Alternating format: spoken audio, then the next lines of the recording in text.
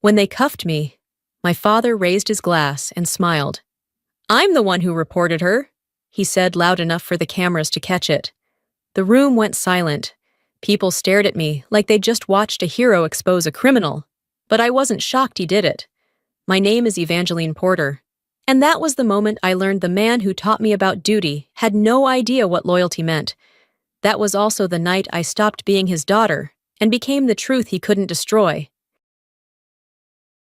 The applause was polite, measured, the kind that fills a room but never reaches the heart. I smiled for the cameras and stepped onto the stage, my heels clicking against marble that gleamed like ice beneath the chandelier. The cello swelled somewhere behind me, a soft, graceful melody I barely heard. I'd stood under missiles and searchlights before, but never under chandeliers this bright. My palms stayed steady even as the light pressed down, heavy and golden. Somewhere in the front row, my father watched, his eyes sharp with something colder than pride. My mother sat 2 tables away, pretending not to notice either of us. When the master of ceremonies called my name again, the microphone cracked with static, a hiss, then silence. 2 men in dark suits appeared from the side aisle, cutting through the crowd like blades. They climbed the stage without hesitation. The first spoke with a voice that carried through the hall, metallic and final. "Evangeline Porter, you're under arrest for treason." Every sound vanished. The music died mid-note. The glasses froze halfway to lips. The perfume in the air turned bitter. I didn't move. The metal on my chest caught the light and flashed back at me, cruel and perfect. I'd been saluted in war zones, but never handcuffed in a ballroom. And then came his voice. "I'm the one who reported her," my father said, lifting his whiskey so the cameras could see. A ripple of gasps moved through the room, flashes bursting like gunfire. I didn't cry. I didn't speak. I simply stared at the man who had taught me about duty and watched him betray it in public. As they led me away, someone shouted, "Traitor!" I didn't look back. Down the corridor, a faint rhythm echoed, boots moving in even cadence, familiar, deliberate. A sound I hadn't heard in years. For a moment, I thought I knew who they belonged to. Humiliation isn't defeat. It's the heat that forges you, or melts you. Outside, beneath the marble arch, the night air hit cold and clean. Behind me, my father's laughter floated through the doorway, quiet and satisfied. It wasn't the first time he'd enjoyed seeing me fall. The smell of salt and engine oil still clings to my memories of that old wooden house by the Charleston harbor. My father's medals, tarnished and dusty, hung crookedly on the wall like ghosts of a life that had slipped away. I was 16, barefoot, hands raw from trying to tie a line around the boat cleat. The rope slipped, and he barked, "You'll never make it in the Navy if you can't tie a knot." He wasn't teaching me skill. He was testing how much humiliation I could take. Years later, the sound of his temper stayed sharper than any whistle. In 1988, when the rescue vessel went down off Cape Romaine, I listened from behind a cracked door as he shouted into the phone. "They're framing me because I wouldn't play their game." The newspaper he threw hit the wall, slid down like a defeated flag. One of his old medals fell from its nail and hit the floor with a dull, metallic ring. That sound followed me into adulthood. At my graduation from Annapolis, the chair marked "Family" sat empty. Later, my mother mailed me a photo of that vacant seat with a note scrawled in her soft handwriting. "I'm proud of you."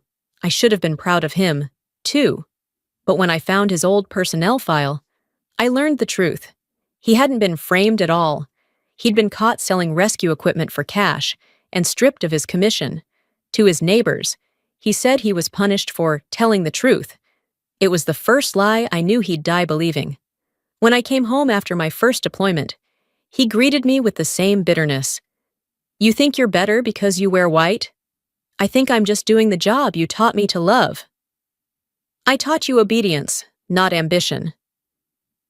That was the night our bond turned into a border. He measured every success of mine as another failure of his. I didn't know he'd someday try to even the score. The email came early one morning, a local headline flashing across my screen. From a corrupt father to a decorated daughter. I clicked before I could think. The article was cruel in its accuracy, recounting things only someone inside our house would know. My stomach twisted between anger and pity. The story might have cleared my name by exposing his, but it left him naked to the world. I said nothing. Silence felt safer than truth. He read it that afternoon. I could hear the fury through the phone before I picked up. "You think you can wash me off your uniform?" he shouted, slamming something heavy in the background. His rage sounded younger than his years, almost desperate. A week later, I found him in a dim bar by the docks, half drunk, telling a stranger how his daughter had turned against him for a headline. The stranger nodded, buying him another drink. "Let me help you tell your side," he said. Voice smooth, practiced. My father, craving redemption, believed him. I didn't learn until much later that the man worked for Atlantic Forge, the defense conglomerate that would do anything to see me removed from the contracts I oversaw. One night, rain coming down sideways. I drove past his house. The porch light burned bright. Through the thin curtains, I saw him on the phone, pacing, gesturing, alive with purpose he hadn't felt in years. "Yes, I have access. She tells me things. I was in the service too," he said, pride tightening his throat. I didn't get out of the car. I sat there until the rain blurred everything into one gray sheet. Some wars start at home before they ever reach a battlefield. The next morning, an email waited in my government inbox. No subject line, no sender's name, just one attachment. I opened it without thinking. That was the moment the trap began to close. The rain in Washington was the color of gunmetal, streaking the windows of the Pentagon as I walked through security. My name had been called in an emergency summons, the kind that didn't wait for daylight or explanations. A uniformed officer handed me a sealed envelope marked, "For your eyes only." Inside was a printed email, classified coordinates from the Atlantic defense route, bearing my encrypted fingerprint. For a moment, I couldn't breathe. Every layer of protocol I'd built, every barrier of clearance and verification, had been violated in my name. In my world, betrayal is measured in keystrokes, not bullets. The metadata traced back to one of my mirrored accounts, a perfect clone of my digital identity. Someone had built a shadow of me and used it to commit treason. Hours later, the interrogation room smelled like metal and recycled air. A red light blinked on the microphone between us. Two agents sat across the table, faces blank and tired. One slid a folder toward me. "Admiral Porter, your father has provided testimony." The words cracked something deep inside my chest. "What exactly did he say?" "That you were working beyond your clearance, hiding files from oversight." He never understood the difference between secrecy and shame. When they pushed a photo across the table, his signature at the bottom of a citizen statement, I didn't look away. The handwriting was shaky but certain, the first written proof that my father had turned against me. In the hallway afterward, a young officer saluted. "I only told them what I found, ma'am." Sarah Quinn, one of my subordinates I'd once reprimanded for leaving her terminal unsecured. The irony stung. The elevator mirrors threw my reflection back at me, jaw tight. Uniform immaculate, eyes hollow. A uniform can't protect you from your own blood. That night, in my quarters, the phone rang. My mother's voice trembled through the static. "Your father's on TV again. He says you've shamed the flag." I watched the tide roll against the harbor through my window. I'd rather drown in truth than breathe in his version of honor. When I hung up, another message appeared on my secure line. No subject, no sender, just 6 words. "They're watching the wrong terminal. Ethan Graves." And just like that, the silence around me cracked open. He'd found the spotlight he'd been chasing all his life. On live television, under studio lights too bright for honesty. My father sat beside a man introduced as an independent investigative journalist. The journalist's tie bore the discreet silver pin of Atlantic Forge. "No one stands above the flag," my father declared. "Not even my daughter." He didn't need to look into the camera. He already knew the country was watching. Truth was never his audience. Applause was. By dawn, the story had spread. A blog post claimed I was facing criminal charges, though no indictment existed. Commentators called me everything but innocent. My apartment became a cage of camera flashes. I cut the lights, sat in darkness, and listened to the evening anchor's voice. Sources say Admiral Porter may have compromised multiple defense contracts. A knock at the door followed. A police officer checking for my safety. I recognized him. He'd once served with my father. I'd faced insurgents who wanted my head. Now it was neighbors who wanted my shame. My phone buzzed again, an unlisted number. Ethan's voice came through, low and steady. "Ma'am, I think they're staging something bigger. Don't answer any summons. I'll reach you soon." "You think I'm being set up?" "I think someone wants your silence permanent." Minutes later, my phone lit up with an encrypted image. An internal report showing Atlantic Forge had hired a crisis PR firm to protect the whistleblower. The whistleblower was my father. That night, my mother appeared at my door, her coat soaked from the rain. She placed a paper bag of food on the counter and whispered, "He thinks he's protecting the family name, but he's destroying it." "Do you think he'd believe me if I told him the truth?" I asked. "Not if it means he has to doubt himself. He'd rather see me in prison than see himself as wrong." The next morning, the television glowed again. My father shaking hands with a congressman, accepting the title Citizen Patriot of the Year. The applause sounded hollow through the speakers.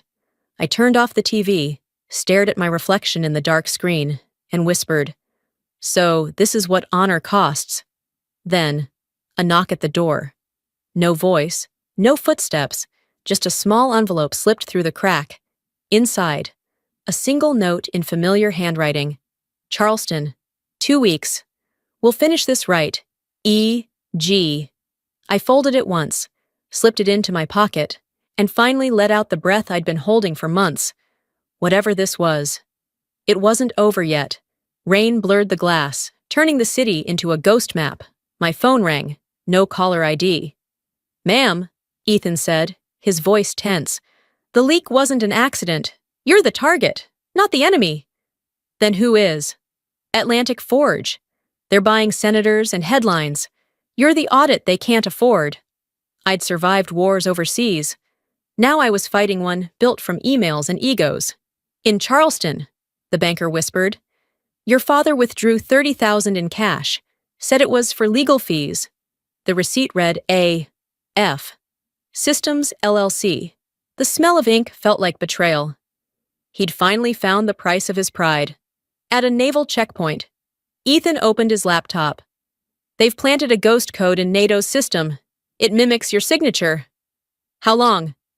2 weeks. Long enough to bury you." Every soldier learns patience, but not everyone survives it. That night, my mother handed me proof of the transfer. "He told me it was for a documentary, but I knew." Her voice cracked. "If you ever talk to him again, let the truth hurt him, not you." I sent my report to the Department of Defense. No names, just one line. "Integrity is the last uniform we wear." Ethan replied, "Understood. We'll be in Charleston." The crowd cheered as my father held the microphone. I did what any true American would do. I told the truth. They applauded a man who mistook confession for courage. Behind him, Atlantic Forge's logo flashed unnoticed. That evening, I sat by the pier, staring at his boat. Redemption. "You left more than a rope loose, Dad," I whispered. "You left the truth untied." Ethan appeared, handing me a flash drive. Proof of payment, direct from Forge. Driving home, a black SUV followed. The reporter leaned out, smiling. "Stay quiet, and we'll clear your name." "Then leak the truth," I said, walking away. Ethan had recorded everything, later, at my mother's house. Ethan said, "He won't stop until someone shows him what he's become." "Then show him, publicly." We chose the Veterans Tribute Gala, the same stage where I'd been humiliated. Sometimes, to cleanse a wound, you have to reopen it in front of everyone. That night, I called my father. "Tomorrow's your stage again. Dad, Let's see who tells the better truth. Outside, a helicopter swept over the harbor. The storm had arrived. The chandeliers blazed like a second sun above the Charleston Veterans Tribute Gala, their light too perfect, too familiar. I had been invited, requested, really, to clear the record before the public.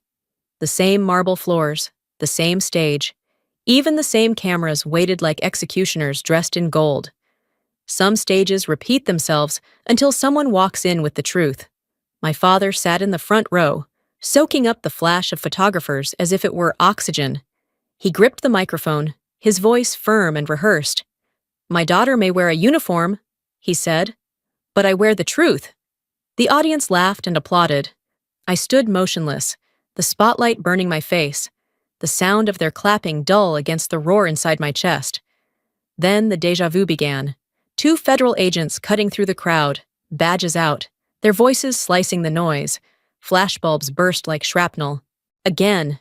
Humiliation tastes the same the second time, unless you've already swallowed it. The lead agent raised his hand to deliver the warrant. When it happened, thud, thud, thud, a sound too synchronized to be random. The hall fell silent as the double doors opened. A line of SEALs marched in, dress uniforms black and gleaming, white gloves clasped tight. They moved as one body, deliberate, unshakable. At the front, Ethan Graves.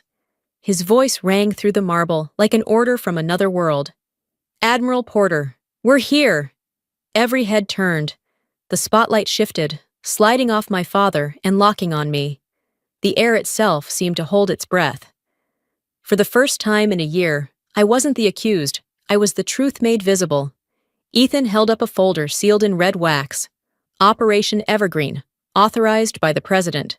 He read, calm and exact. Admiral Porter's clearance extended to NATO security operations. Any allegations of unauthorized activity are void. Murmurs rippled and died. One agent leaned to the other and whispered, "Cancel it, she's covered." My father's hand trembled. The whiskey glass slipped, shattered against the floor. I stepped forward, voice level. "You reported me for doing the job you taught me to love, Dad." He couldn't lift his head. I turned toward the room. Tonight was meant to honor truth. Let's start there.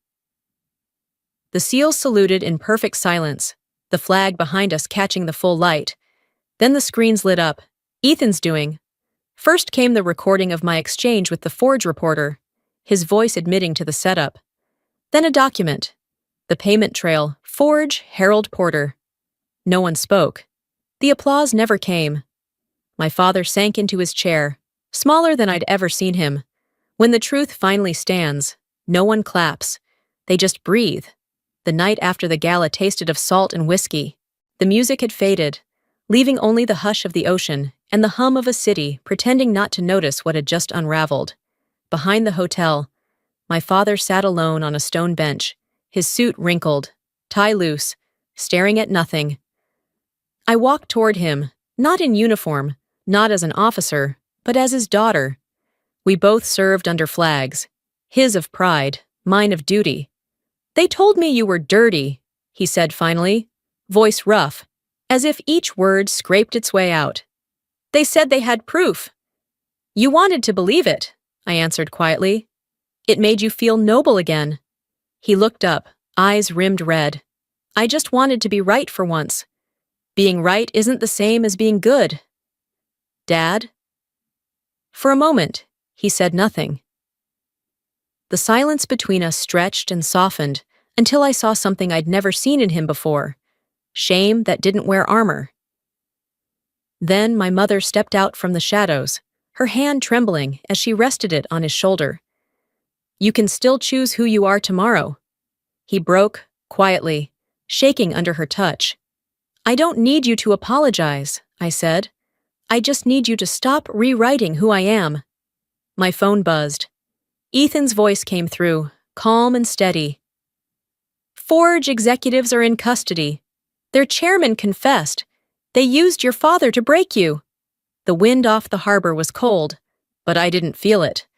I walked back through the empty corridor, my reflection catching in the mirrored wall, still, composed, free. Forgiveness isn't surrender. It's the moment you stop living inside someone else's sin. The sun was soft over Charleston's Memorial Parade. Flags lined the street, waving against the sea breeze. I stood quietly among the crowd, dressed simply, a single silver star on my jacket. My father stepped to the podium, his old uniform, neat but worn. "I mistook attention for truth," he said. "I hurt the person who carried my name further than I ever could. I was wrong." No one clapped. The silence was the deepest applause. Sometimes the loudest redemption is silence. After the ceremony, he came to me. "You deserved a better father." "I got a better ending," I said. "That's enough." Later. I dropped the old photo into the harbor. Reckoning isn't punishment. It's the first honest page.